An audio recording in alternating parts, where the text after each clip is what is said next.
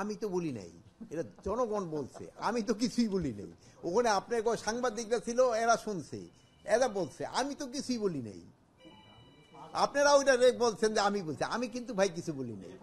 আমাদের তো ক্ষেত্রে তো সরকার তো বলেই দিছে যে আমাদের উপদেষ্টা তো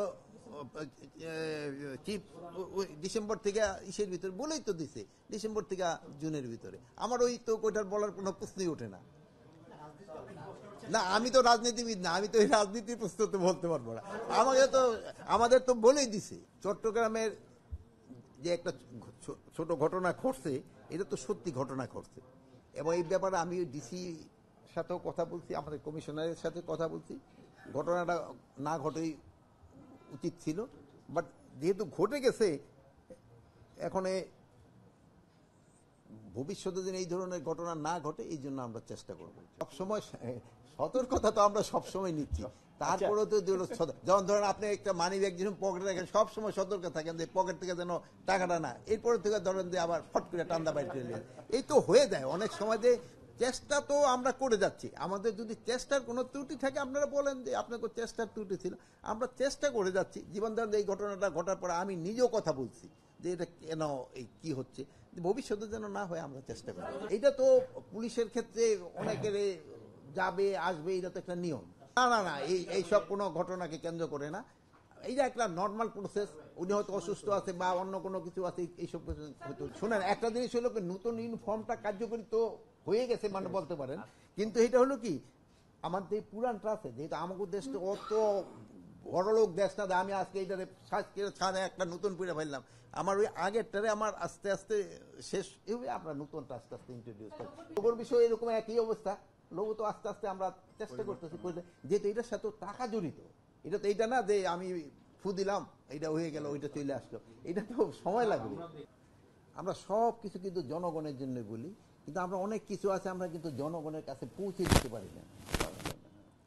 এই যে ধরেন যে কৃষি ক্ষেত্রে যেটা বললেন, যে কৃষি শ্রমিকরা যেভাবে পরিশ্রম করে, রিটার্নটা কিন্তু তারা ওই পরিমাণ পায় না। ধরেন যে একটা ভোক্তাদের একটা জিনিস একটু বেশি দামে কিনে আমরা কিন্তু খুব হয়ে যায় এই জিনিসের দাম, কিন্তু কৃষক যে সময় তার ফসলটা মায়ের খেয়ে যায় বা সে লস করে যায়, সেই সময় কিন্তু আমরা অত কিছু বলি না।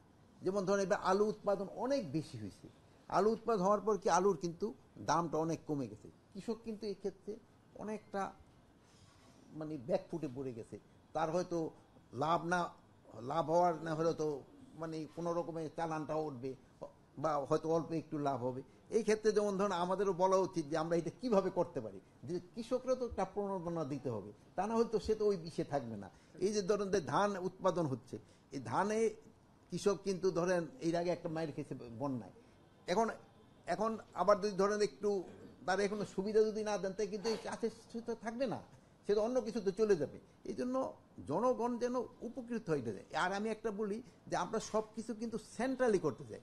আপনি ধরেন হিলে যদি কোনো কিছু অনুষ্ঠান হয়, দেখবেন হইলে রাঙ্গামাটি, নালে খাগড়াছড়ি, নালে বান্দরবন, বাট অন্যান্য উপজেলাগুলিতে কি হচ্ছে আমরা কিন্তু খেয়াল রাখি না।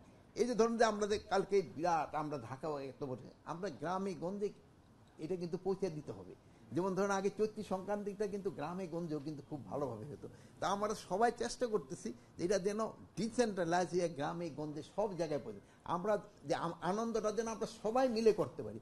আমি ঢাকা বসে শুধু আনন্দ করলাম, বাট আমার ভাই যে দেশে বসে আছে সেও যেন আনন্দটা ভোগ করতে পারে, তার জন্য একটা কিন্তু আমার ব্যবস্থা করতে হবে। এই জন্য তো আমরা চেষ্টা করে যাচ্ছি, চেষ্টা তো করে যাচ্ছি, বাট যে আমরা যে সব ক্ষেত্রে সফল হচ্ছি তা না, বাট কিছু কিছু ক্ষেত্রে আমরা সফল হচ্ছি, কিছু কিছু ক্ষেত্রে আমাদেরও তো ভুল হচ্ছে, ওটা আমরা আবার রেকটিফাই করার চেষ্টা করতেছি। আমরা কিন্তু রাঘব বোয়াল কাকে ছাড় দিচ্ছি না, আমরা কিন্তু রাঘব বোয়াল কারে ছাড় দিচ্ছি না, কিন্তু এখন রাঘব বোয়ালটা তো আমার জালে আসতে হবে। আমার জালে আসার আগ পর্যন্ত তো আমি তারে ধরতে পারতেছি না, আমার জালে যেটাই আসতেছে আমরা কিন্তু ওইটারই ধরতেছি। আপনি একটা যদি বলেন যে জালে আসার পরে আমি ছেড়ে দিছি, তো আমার বলতে পারেন।